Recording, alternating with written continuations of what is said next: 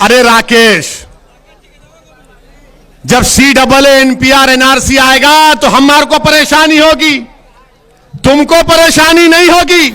Registration of birth and death के कानून में तरमीम होगी, वो बिल पार्लियामेंट में लाया जाएगा तो इंशाअल्लाह ताला सऊद्दीन ओवैसी और इम्तियाज जलील उस कानून की मुखालिफत करेंगे। वो काला कानून होगा, वो NPR NRC की तैयारी होगी। भारत में मजहब की बुनियाद पर अगर कोई कानून बनाया गया तो CAA था। इससे पहले मजहब की बुनियाद पर कोई कानून नहीं बना।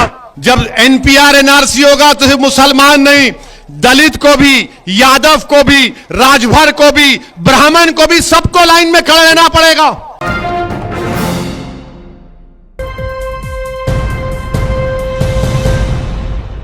भारत में मजहब की बुनियाद पर अगर कोई कानून बनाया गया तो CAA था।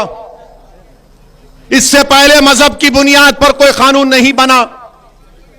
हमने कहा कि ये भारत का संविधान जिसको बाबा साहेब अंबेडकर ने बनाया, ये आर्टिकल 14 का वायलेशन है।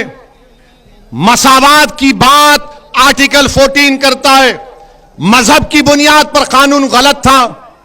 हमने ये कहा, हमने ये भी कहा कि CAA को NPR NRC से जोड़कर देखना पड़ेगा। अब आप जितना मजमा यहां पर हजारों की तादाद का, आप मजलिस के पार्टी स्पोक्स पर्सन है। आप क्या बोलते हैं हिंदी में उसको? आप पूरे के पूरे मजलिस के प्रवक्ता हैं। आज से CAA का कानून याद रखो। आप अगर किसी के पास कलम है तो लिख लो।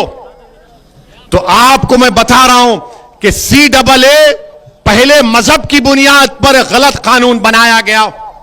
CAA को अकेले नहीं देखा जा सकता। पूरे भारत का मुसलमान CAA को लेकर बेचैन क्यों है? क्योंकि उसको NPR NRC से जोड़ दिया गया। उसको NPR NRC से जोड़ दिया गया। और NPR क्या है? आपको मालूम NPR NRC क्या है? कल अगर सेंसस होगा उत्तर प्रदेश में तो सेंसस करने वाले आपके घर को आएंगे।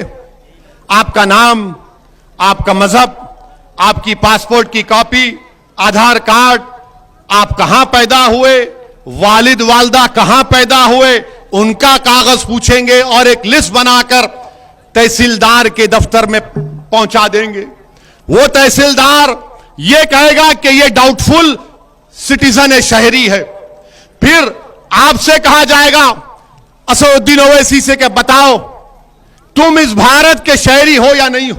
अब मुझे भागना पड़ेगा, ये कागज वो कागज, ठीक है हमने कुछ लाके दे दिया। फिर उसके बाद तहसील के ऑफिस में लिस्ट लगाई जाएगी। वहां पर ये संघ परिवार के लोग जाएंगे और जहां जहां मुसलमान का नाम रहेगा वो बोलेंगे ये डाउटफुल है, ये डाउटफुल है, ये भारत का शहरी नहीं है। फिर हमको अपनी शहरियत को साबित करना पड़ेगा। ये NPR NRC है, इसके खिलाफ हम हैं। अब आप सवाल करेंगे कि असदुद्दीन ओवैसी ये तो हुआ नहीं, तो मैं आपसे कह रहा हूं ये आसाम में हो चुका है। क्या हुआ आसाम में? सुप्रीम कोर्ट ने करवाया। वहां पर 19 लाख के नाम नहीं आए, जिसमें से 3.5 लाख मुसलमान के नाम थे।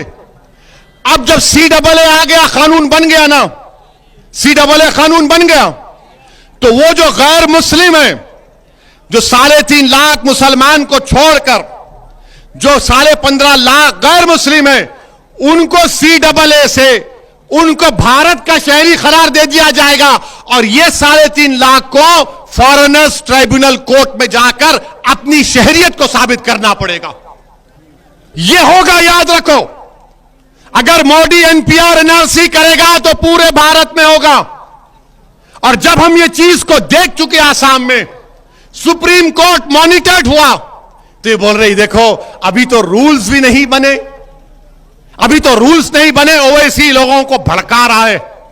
मैं भड़का नहीं रहा हूं, बल्कि हिंदू अखबार, अंग्रेजी का अखबार है, एक मशहूर जर्नलिस्ट है, बहुत मशहूर, जिसका नाम मोहतरमा विजयता सिंह है।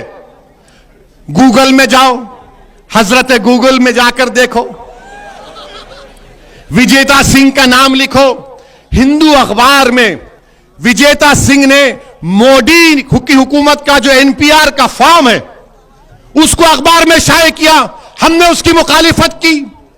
वो फॉर्म तो यही सब बातें पूछ रहा है, और फिर जो लोग बोल रहे हैं कि ओवैसी भड़काऊ भाषण दे रहा है, क्या ये बात सच नहीं है कि मोदी सरकार, एक कानून है, अगर कोई पैदा होता है, कोई मरता है, तो उसको कानून का नाम है registration of death and birth. उस कानून को मोदी सरकार तरमीम कर रही है, और तरमीम करके उसको आधार से, इलेक्शन कार्ड से और सेंसस से, एनपीआर से जोड़ेगी। इसकी मुखालिफत कौन किया पूरे भारत में?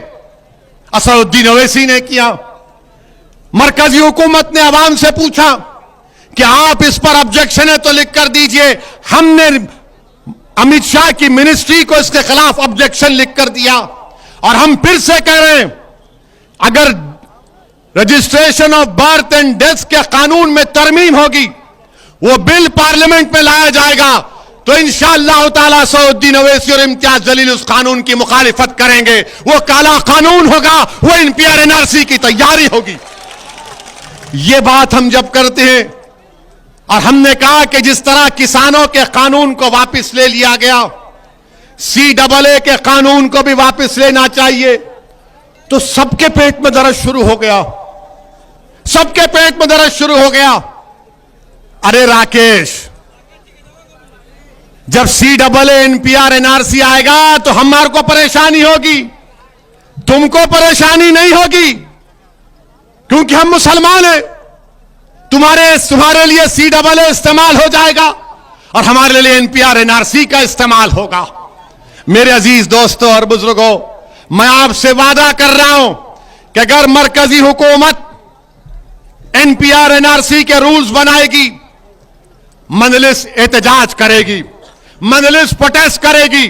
अगर CAA का कानून वापिस नहीं होगा, मैं फिर से कह रहा हूं, मेरा यह जमहूरी हक है। सुप्रीम कोर्ट ने कहा कि protest and dissent are part of democracy, यानी मुखालिफत और पुरअमन एहतजाज जमहूरियत का बुनियादी उसूल है, और बीजेपी नहीं चाहती कि एहतजाज हो। मोदी पसंद नहीं करते कि कोई उनके खिलाफ बात कहे। मैं आज जौनपुर से उन तमाम किसानों को सलाम करता हूं, उनको सलाम करता हूं जिन्होंने एहतजाज किया, टस से मस नहीं हुए। और जो लोग आज आकर मुझसे कह रहे हैं असदुद्दीन ओवैसी इस पर बात मत करो, तो किसानों के पास जाकर अगर किसी ने कहने की हिम्मत क्यों नहीं की कि सुप्रीम कोर्ट ने तो सस्पेंशन में कर दिया था ना किसान के कानून को, उनसे कहना था कि खामोश हो जाओ। अरे यहां तो कानून बन चुका है पार्लियामेंट में। मैं आसाम में देख चुका हूं क्या हो रहा है। हम कैसे खामोश बैठेंगे? हम खामोश नहीं बैठ सकते। नरेंद्र मोदी की सरकार को CAA के कानून को वापस लेना चाहिए, यह हमारा मुतालबा है। क्या आप सब इसकी तायीद करते हैं? क्या CAA का कानून वापस होना चाहिए? क्या CAA का कानून वापस होना चाहिए? जिस तरह किसान कानून वापस हुआ, क्या जौनपुर की जनता CAA कानून की वापसी का मुतालबा करती है? तो जोर से नारा लगाइए, नारे तकबीर।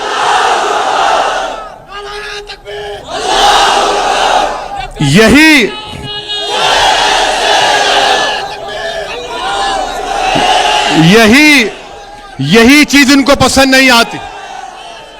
और हम अपने भाइयों से कहना चाह रहे हैं, जब एनपीआर एनआरसी होगा तो सिर्फ मुसलमान नहीं, दलित को भी, यादव को भी, राजभर को भी, ब्राह्मण को भी, सबको लाइन में खड़ा रहना पड़ेगा।